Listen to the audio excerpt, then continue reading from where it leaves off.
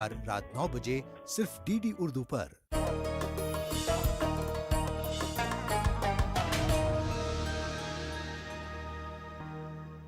ज़िहाल मिस्कीं मकुन तगाफुल दुराए नैना बनाए बतियाँ किताब हिजरा नदार मेजा न लेहू काहे लगाए छतियाँ शबान हिजरा दराज चू जुल्फ रोज वसलत चू उम्र कोहता सखी पिया को जो मैं न देखूं तो कैसे काटूं अंधेरी रतियां। नाजरीन आदाब, डीडी उर्दू के इस ख़ास प्रोग्राम जिसका नाम है उर्दू शायरी का बदलता मंजरनामा, इस प्रोग्राम में मैं आप सभी का इस्तकबाल करता हूँ। आज हम गुफ्तगू करेंगे अकबर इलाहाबादी की ज़िंदगी, उनकी शायरी और उनके अहद के ऊपर। और इस गुफ्तगू में शामिल हैं दो ख़ास मेहमान जिनका मैं तारुफ़ करा दूँ। पहले मेहमान हैं प्रोफेसर मोइनुद्दीन जिना बड़े साहब। आपका ताल्लुक़ शोबा उर्दू जवाहरलाल नेहरू यूनिवर्सिटी से है, कई किताबों के मुसन्निफ़ हैं और आपकी खसूसियत ये है, एकेडमिक खसूसियत जिसे कहते हैं, कि क्लासिक लिटरेचर जो है उस पर आपकी बड़ी गहरी नज़र है। हमारे दूसरे मेहमान हैं प्रोफेसर इखलाक अहमद आहंग साहब। आपका ताल्लुक़ शोबा फ़ारसी जवाहरलाल नेहरू यूनिवर्सिटी से है। आपकी भी जो खसूसियत ये है कि उर्दू की जो पूरी शेरी रवायत और क्लासिक रवायत है उसके साथ साथ आप फ़ारसी रवायात से भी बहुत अच्छी तरह से वाकफ़ियत रखते हैं, गहरी नज़र है उर्दू और फ़ारसी दोनों लिटरेचर के ऊपर। सैयद अकबर हुसैन, जिन्हें हम अकबर इलाहाबादी के नाम से शेरी दुनिया में जानते हैं, क्या मशहूर शेर है कि हम आह भी करते हैं तो हो जाते हैं बदनाम, वो कत्ल भी करते हैं तो चर्चा नहीं होता। ये वो शेर है कि आज पूरी दुनिया में इस शेर को लोग जानते हैं और इस शेर के खालिक को भी जानते हैं। इस शेर के खालिक का नाम अकबर इलाहाबादी है, जिन्हें हम सैयद अकबर हुसैन रिजवी कहते हैं। अकबर इलाहाबादी की जब इब्तदाई ज़िंदगी पर आप नज़र डालेंगे तो एक आला तालीम याफ्ता थे, कई मुख्तलिफ बड़े ओहदों पर रहे और आखिर में जज होकर के वो रिटायर किए। लेकिन उनकी एक ख़ास पहचान शायरी से भी है। वो एक बड़े ओहदे से ज़रूर वाबस्ता रहे, लेकिन शेरी दुनिया में उन्होंने अपनी शायरी से और ख़ुसूसन तंज़ो मिज़ाह की और ज़राफ़त की जो शायरी है उससे हमारी उर्दू शायरी को इतना सरवतमंद किया कि आज भी शेर व अदब की दुनिया में अकबर इलाहाबादी का नाम नहायत ही इज़्ज़त व एहतराम के साथ लिया जाता है। तो नाज़रीन, हम गुफ्तगू करते हैं। सबसे पहला हमारा सवाल है प्रोफेसर मोइनुद्दीन जिना बड़े साहब। सर, मैं ये चाहता हूँ कि आप नाज़रीन उनकी तालीम के बारे में कुछ आप ज़रा ये तक कि किस तालीम, वो जज भी रहे, आला तालीम याफ्ता भी रहे। अकबर की तालीम जैसा कि उस ज़माने का दस्तूर था, पहले तो घर में हुई। जी जी। और वो पहले तो अदालत ही से जुड़े रहे। जी जी। और मुहर्रिर से होते हुए मुंसिफ तक पहुँचे। जी जी जी। और उसके बाद वो सब जज बने थे। जी जी। और ये भी है कि कुछ रिटायरमेंट पहले ले लिया था। इखलाक अहमद आहंग साहब, ये अब बताएं कि किसी भी शायर की ज़िंदगी में उसके अहद का बड़ा इम्पॉर्टेंट रोल होता है। तो जो अकबर इलाहाबादी का जो पूरा अहद है जिसका ताल्लुक़ उनकी शायरी पर हमें जगह जगह दिखाई दो, तो उस अहद के बारे में कुछ आप। देखिए, जो अकबर का अहद है वो बड़ा हंगामा खेज़ है और बड़ी तब्दीलियों का अहद है। जी जी जी जी। हम जानते हैं कि 1846 में वो पैदा होते हैं जी और इब्तदाई दिनों में उन्होंने 1857 के हंगामे को भी महसूस किया। जी जी। और उसी ज़माने में जो उनका इब्तदाई ज़माना है, बल्कि नौकरी और जो उनके रुश्द का ज़माना जो है, जी जी। उस ज़माने में सर सैयद तहरीक चल रही है, उससे भी उनकी वाक़फ़ियत है। जी जी।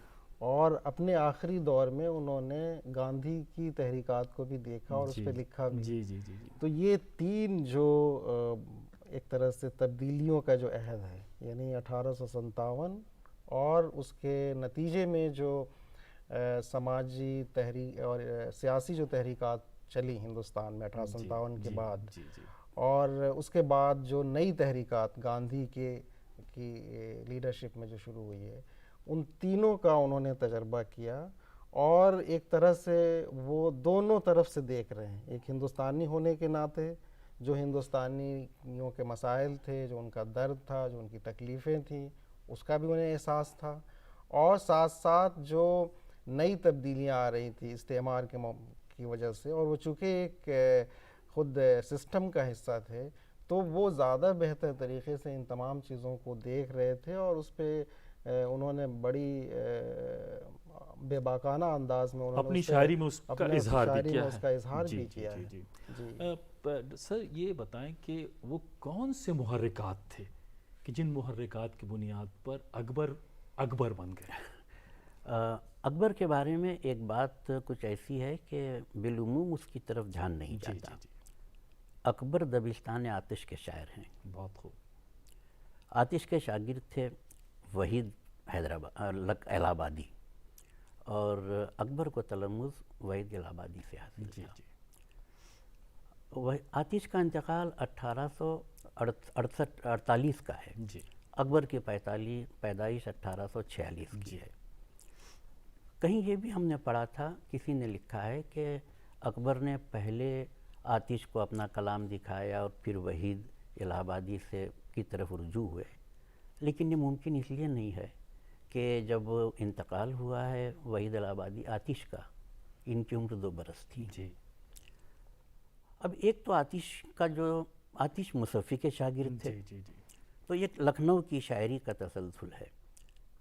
آتش دہلی سے لکھنؤ آئے تھے، اور آتش کا جو خانوادہ تھا وہ ایک تصوف کا خانوادہ تھا۔ واہ۔ یہ کہنا چاہیے کہ کچھ چیزیں شاعر کو اپنے خاندان سے ملتی ہیں اور کچھ اپنے اس دبستان سے ملتی ہیں جی جس سے اس کا واسطہ اور تعلق ہے۔ لکھنؤ کی شاعری کی وہ خصوصیت جسے ہم خارجیت کہتے ہیں،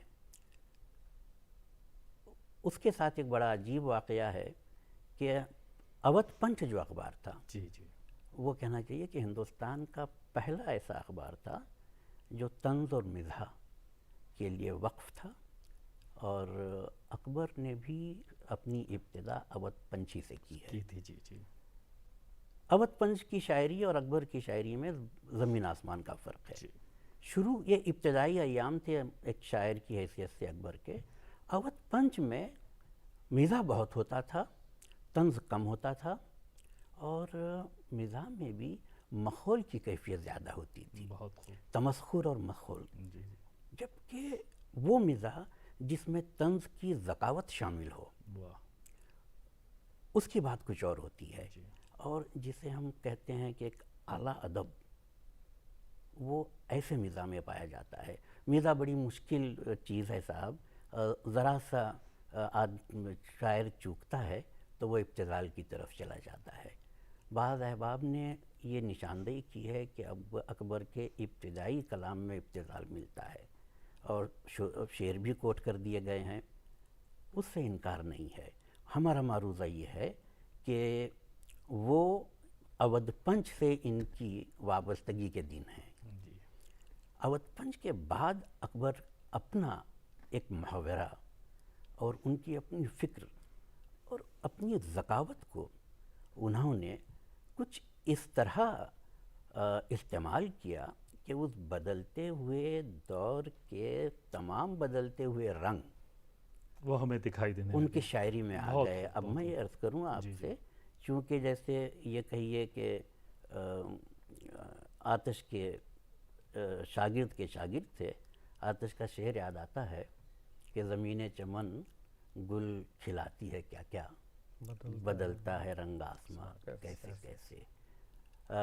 رضا حیدر صاحب، یہ وہ زمانہ تھا جس کی طرف ابھی اخلاق خان صاحب جس کا ذکر کر رہے تھے کہ ہندوستان کے زمین آسمان بدل چکے تھے۔ جی جی جی انگریز کلکتے سے دلی آ چکا تھا، جی جی دلی دربار ہو چکا تھا، اور انگریز باقاعدہ حاکم بن چکا تھا۔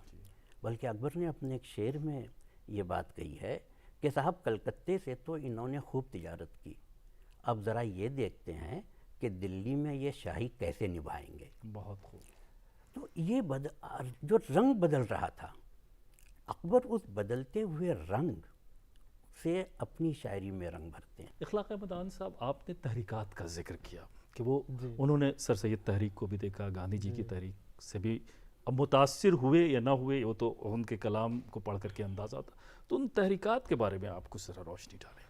مجھے یاد آتا ہے خود اپنی علی گڑھ کی طالب علمی کا زمانہ، جب ایک مدت کے لیے سردار جعفری صاحب وہاں آئے ہوئے تھے، اور وہاں پہ میرے خیال سے وہ وزٹنگ پروفیسر کی حیثیت سے تھے، اور ہم لوگ طالب علم تھے، ان سے ملتے تھے، ان کے ٹاکس ہوتے تھے۔ انہوں نے ایک بڑے نکتے کی بات کہی تھی کہ حالی رویا، اکبر ہنسا اور اقبال نے فکر کیا۔ اور اس ایک جملے میں انہوں نے اس پورے شعری منظرنامے کو اور اس زمانے کی 3 آوازوں کو اور 3 طرز بیان کا بھی ایک طرح سے اشارہ کر دیا ہے۔ جی جی جی، آپ یہ دیکھیں کہ جب 1857 خاص طور سے ہوا ہے تو ایک طرح سے استعمار، مغربیت اور اس کے ساتھ ساتھ اس کے جو تمام تہذیبی لوازم ہیں وہ پوری دھمک کے ساتھ آئے، اور اس نے جو ہمارا خاص طور سے جو پڑھا لکھا طبقہ تھا، جو دانشور طبقہ تھا، ان میں ایک زلزلہ پیدا کر دیا۔ آپ دیکھیں یہیں دلی میں، دلی کالج سے جو جڑے ہوئے لوگ تھے، ماسٹر تارا چند اور بھی بہت سارے لوگ، انہوں نے یہاں تک کہ اپنی عقائد کو بھی تبدیل کر لیا، اور یہ خود سر سید کے جب لندن گئے اور وہاں سے واپس آتے ہیں اور تہذیب الاخلاق شروع کرتے ہیں، ان کی جو تفسیریں ہیں اور جو اس پہ لوگوں کی تنقیدات ہیں، اس پہ بھی کہیں نہ کہیں اس کا اثر دکھائی دیتا ہے۔ اور یہ صرف یہیں تک محدود نہیں تھا، پورے ایشیائی دنیا میں آپ دیکھیں، بعد میں چل کے ترکی میں جو کمال پاشا کی جو پوری تحریک چلتی ہے، اس کے پیچھے بھی یہی ہے کہ آپ اپنی ایک طرح سے بے اعتدالی ہے۔ وہ یہ اکبر الہ آبادی پہ جو عام طور سے رجعت پسندی کا بھی ایک الزام لگتا ہے کہ وہ مطلب تجدد کے خلاف ہے، ایسا نہیں تھا۔ انہوں نے اس بے اعتدالی کو، جو سب کے یہاں نظر آتا ہے، یہ ان لوگوں کا بڑا کام ہے، وہ سر سید کا یا تمام لوگوں کا، لیکن ایک طرح سے روب بھی دکھائی دیتا ہے۔ معین الدین جناواڑی صاحب، یہ بتائیں کہ وہ بات وہی آ گئی کہ رنگ پورا بدل رہا تھا اور اس کے اثرات جو ہیں وہ اکبر کی شاعری میں ہمیں دکھائی دیتے، پورا عہد بدل رہا تھا۔ بہت خوبصورت اشارہ کیا آپ نے کہ وہ عہد بڑا عجیب و غریب عہد تھا۔ اور دیکھیے، بڑا دلچسپ منظرنامہ ہے کہ اکبر جس عہد میں تھے اس میں 3 رویے پائے جاتے تھے۔ جی جی، جب بھی ایک عبوری دور آتا ہے اور پھر وہ عبور جو ہے انقلاب کی تکمیل ہو جاتی ہے، تو 3 رویے ہوتے ہیں۔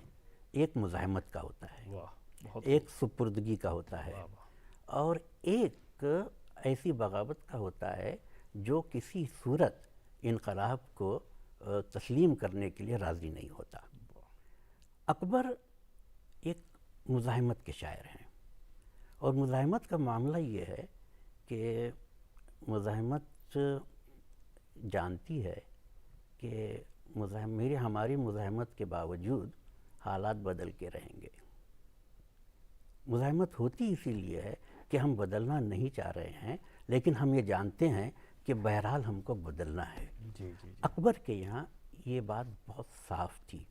اپنی ایک غزل میں انہوں نے کہا ہے کہ صاحب گناتے ہیں کہ یہ تبدیلیاں ہو رہی ہیں اور یہ سب ہو جائیں گی، اور ہم کیا بھئی کل کو ہم نہیں رہیں گے اور یہ سب کچھ ہو چکا ہوگا۔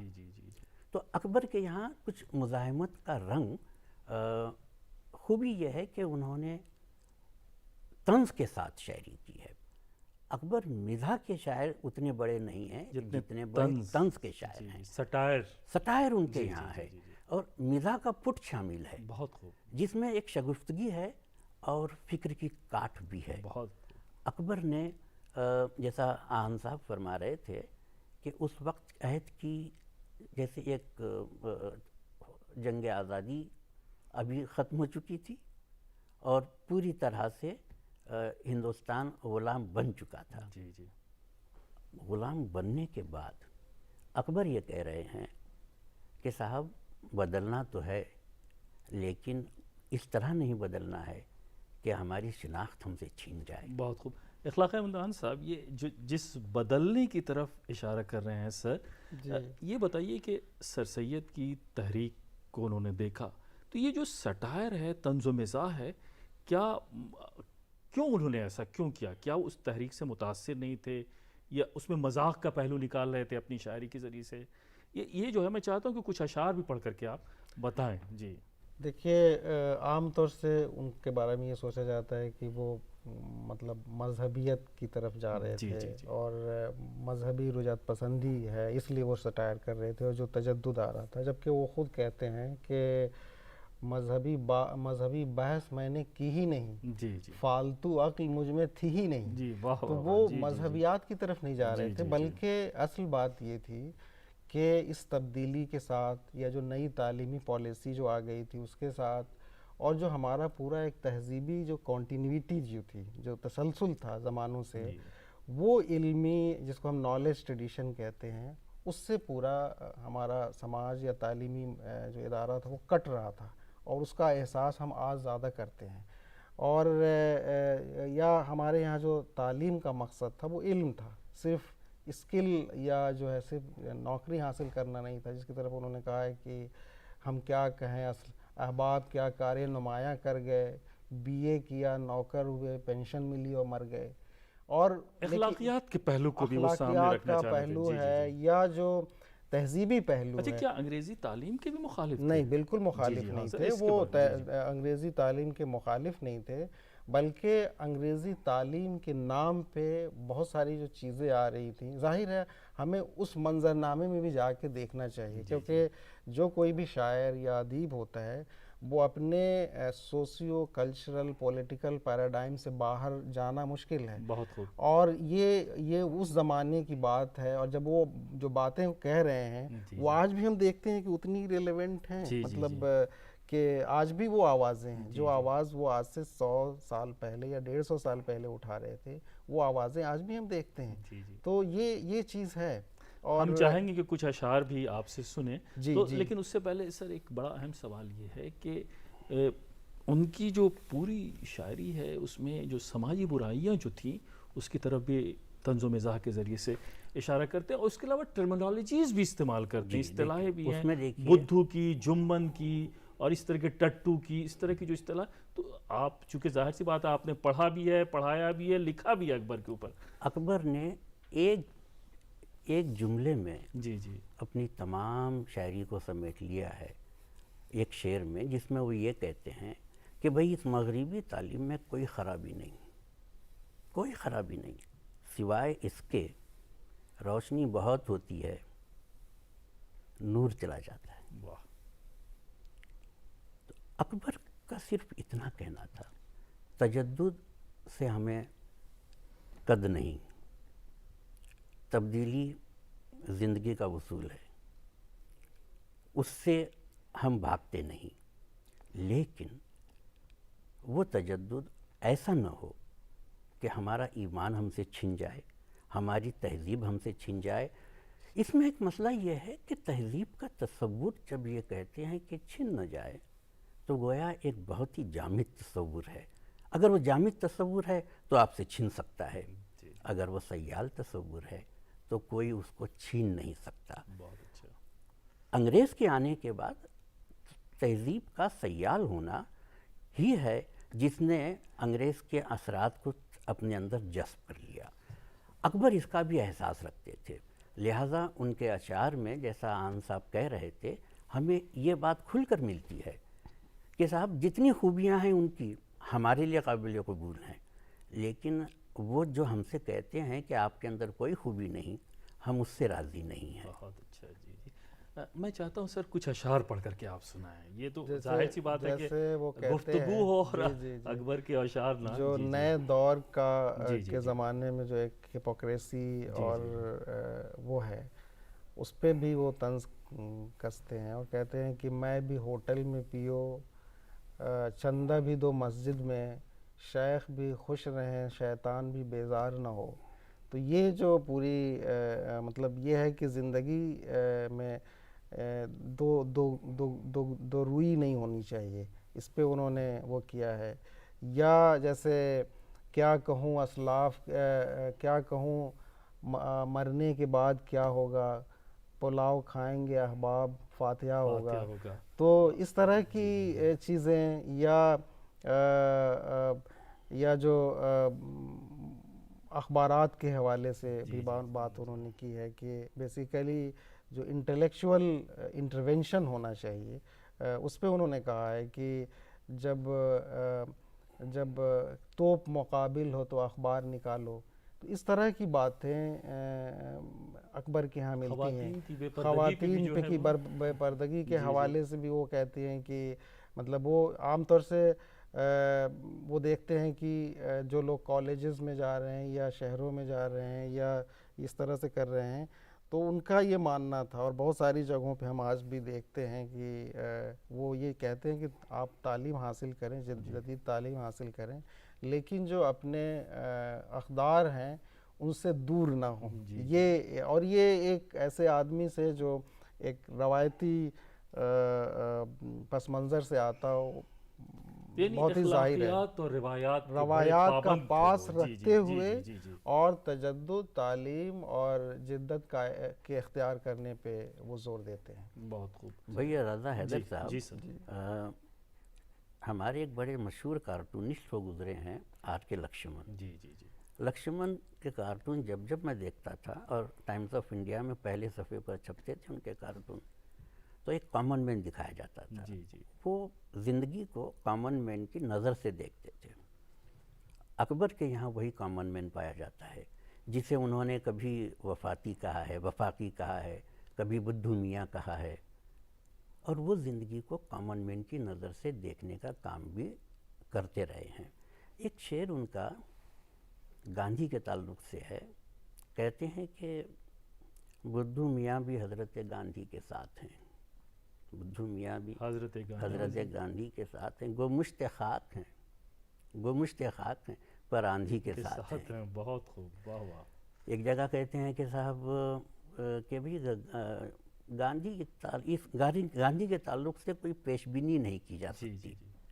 کیوں نہیں کی جا سکتی؟ کیونکہ آندھی کے سامنے آدمی کی آنکھیں بند ہو جاتی ہیں. اور پھر ایک فلسفہ ہے تیغ کا، ایک سکوت کا، باقی سب جو کچھ ہے وہ تار ہے عنکبوت کا. نان وائلنس کے حق میں وہ نہیں تھے. وہ نہ صرف نان وائلنس کے حق میں نہیں تھے بلکہ وہ زندگی کو فعال زندگی دیکھنا چاہتے تھے. اور تحریک آزادی کے تعلق سے بھی ان کا موقف یہی تھا. لیکن ظاہر سی بات ہے وہ اس طرح سے کھل کر تحریک آزادی کا ساتھ دے ہی نہیں سکتے تھے، اس لیے نہ کہ انہوں نے انگریزوں کی دیا. حکومت میں وہ نوکر تھے، وہی جج بنے بیٹھے تھے. لیکن تمام ہمدردیاں لیکن کیا گاندھی کے ان کے ساتھ کچھ اشعار میں کچھ اس طرح کے اشارے ملتے ہیں تحریک آزادی کے تعلق سے نہیں کہ وہ چاہتے ہیں کہ ان پابندیوں سے نکل آئے؟ نہیں، وہ انگریز کی حکومت سے آزادی نہیں چاہتے تھے، انگریز کے اثر سے آزادی چاہتے تھے. بہت خوب، بہت خوب. اچھا سر، ایک بہت اہم سوال یہ ہے کہ یہ پوری جو ان کی جو شاعری ہے، تو انہوں نے قطعات بھی کہیں، نظمیں بھی کہیں، غزلیں بھی کہیں، تو یہ جو طنزیہ اور ظرافت کی جو اس سے ہٹ کے بھی کچھ باتیں ان کی شاعری میں موجود ہیں، جیسے غزلیں اس طرح کی. دیکھیے ان کی تمام تر ذکاوت ایک تو مزاح کا پٹ لیے ہوئے ہے جو ان کی بنیادی شناخت ہے، لیکن وہی ذکاوت سنجیدہ شاعری میں جب سامنے آتی ہے. شروع کے جو شاعری تھی وہ بڑی سنجیدہ شاعری شروع کی رہی اور عمر بھر وہ سنجیدہ شاعری کہتے رہے. اور غزل کے وہ بہت اچھے اور بہت بڑے شاعر ہیں. اور غزل میں ان کے یہاں تصوف کے موضوعات ہیں، اور وہ جو دہلی کی شاعری کی داخلیت ہے غزل میں، وہ لکھنؤ کی باتیں، لکھنؤ کا مزاج، لکھنؤ کے موضوعات ان کے یہاں نہیں ملتے. بہت سنجیدہ شاعری کرتے ہیں. جیسے ایک شعر انہوں نے اپنی اس میں کہا تھا کہ رنگ حافظ پر بہک جاتے ہیں ارباب مجاز، رنگ حافظ پر بہک جاتے ہیں ارباب مجاز، یہ نہیں سمجھتے وہ بادہ پرستی کیا تھی. بہت خوب، بہت خوب. اخلاق صاحب، یہ زبان بھی بہت سیدھی سادھی استعمال کرتے ہیں، جس کی طرف ابھی سر نے اشارہ بھی کیا کہ عوام کی زبان استعمال کی انہوں نے، تو وہ اس زبان کے تعلق سے کچھ آپ. ان کے यहाँ آپ ایک طرف تو देखें कि अंग्रेजियत जी जी की तरफ जो है उसकी मुखालफत तो दिखती जी है, जी जी लेकिन उनके यहाँ अंग्रेज़ी अल्फाज का इस्तेमाल बहुत बहुत हुआ फरावान है है जी जी जी और आम ज़बान की जी, का जी। इस्तेमाल, और यही वजह है कि वो पूरे हिंदुस्तान में उनकी शोहरत थी। और एक वाक़या भी है कि गौहर जान नाम की जो तवाइफ थी वहाँ, जब वो इलाहाबाद आई तो उसने ख़ास तौर से इस का इजहार किया कि हम अकबर इलाहाबादी से मिलेंगे। वाह ये उनकी मकबूलियत और शोहरत थी, और यानी समाज के हर तबके में हर मकबूल तबके थे। में थी। जी, और जी। उनका जो एक अंडर टोन था जी, जी, जी। उनकी शायरी का, उसमें साम्राज्य के ख़िलाफ़ आवाज़ तो थी, बहुत इससे इनकार नहीं किया जा सकता। जैसे दिल्ली के बारे में लिखते हैं कि हमने दिल्ली को जा देखा और तमाम उसका बयानिया करते हैं, उसमें एक है और कई लोगों का ये मानना है कि उनका अर्ली रिटायरमेंट जो लेने का इरादा जो था, इरादा जो जी, जी, हुआ जी। और उन्होंने लिया, उसके बाद सिर्फ लिखा, तो उसकी एक वजह वजह ये ये भी भी, थी जी, कि उनको ये लगता था कि हम खुल के बात अब नहीं कर पा पाते रहे हैं थे। खुल के बात जी। जी। ये जो पूरी हमारी जो शेरी रिवायत है, पूरी तारीख है, उसमें अकबर का क्या मर्तबा है? जो ज़कावत हमें अकबर की तंज़िया शायरी में मिलती है, जी जी जी उर्दू शायरी में जी जी उस पाई की ज़कावत तंज़िया शायरी में हमें नहीं मिली, अभी तक आपको नहीं दिखा? नहीं मिलती, जी जी नहीं है। आज भी वो हमारे लिए हमारे सबसे बड़े तंज़िया तंज़ो-मिज़ाह शायर के, हैं, जी जी सबसे तंज़िया बड़े शायर तंज़िया हैं, शायर। और उनके तंज़ में मिज़ाह शामिल है। बहुत खूब जी जी। तो मकाम उनका जो है मकाम उनका अपनी तंज़ो जगह मिज़ाह की मुसल- दुनिया में वो एक बहुत मुसल्लम मकाम है। इखलाक अहमद अज़म साहब, चूँकि आप बुनियादी तौर पे उर्दू के भी शायर हैं, फ़ारसी के भी शायर हैं, आपके कलाम जो है वो रसायल व जरायद में छपते रहते हैं, तो वो जो शेरी मंजरनामा था और आज का जो शेरी मंजरनामा है, जी, कितना फ़र्क आप महसूस करते हैं? बहुत फ़र्क है। जी। और हम कई बार ये सोचते हैं कि क्या मतलब जीनियस जो होता है, जी, जी। शेरी और तख्लीकी जीनियस, वो कभी मरता नहीं है, हमेशा रहता है इंसान में, लेकिन उसको बड़ी जो चीज़ बनाती है वो उसका पस मंज़र है, तहज़ीबी अदबी पस मंज़र। जिस अदबी और तहज़ीबी पस मंज़र में इक़बाल, गालिब, अकबर, यहाँ तक कि फ़िराक और जोश पैदा हुए, वो कहीं ना कहीं हमने खो दिया है, जी जी जी, और उसको हासिल करने में शायद हमें सदियां लग जाएं। बहुत खूब। तो हमारे यहाँ तख्लीकी जीनियस तो है, लेकिन वो पस मंज़र हमने खो दिया है, इसलिए हमारा शेरी और अदबी ज़वाल भी हुआ है। बहुत बहुत बहुत शुक्रिया सर, प्रोफेसर मोइनुद्दीन जिना बड़े साहब, इखलाक अहमद अहन साहब, नहायती उम्दा आलिमाना गुफ्तगू अकबर इलाहाबादी के ताल्लुक़ से, उनकी ज़िंदगी पे भी गुफ्तगू हुई, शायरी पे गुफ्तगू हुई और तंज़ो मिज़ाह के हवाले से भी। तो नाज़रीन, अभी आप देख रहे थे कि हम अकबर इलाहाबादी की ज़िंदगी के ऊपर और उनकी शायरी के ऊपर अपने दो ख़ास मेहमानों से गुफ्तगू कर रहे थे। तो अगले एपिसोड में हम फिर हाजिर होंगे किसी नए शायर की ज़िंदगी और उसके अहद को लेकर के। तब तक के लिए आप हमें इजाज़त दीजिए। आदाब। ज़िहाल मिस्कीन मकुन तगाफुल दुराए नैना बनाए बतियाँ, किताब हिजरा नदार में जा न लेहू काहे लगाए छतियाँ, शबान हिजरा दराज चू जुल्फ रोज वसलत चू उम्र कोहता, सखी पिया को जो मैं न देखूं तो कैसे काटूं अंधेरी रतियाँ।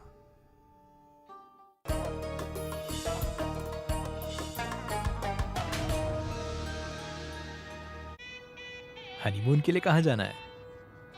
कहाँ जाना है मैडम? कहाँ? शादी के पहले आता है सीजन शादी.com का। आज ही डाउनलोड कीजिए।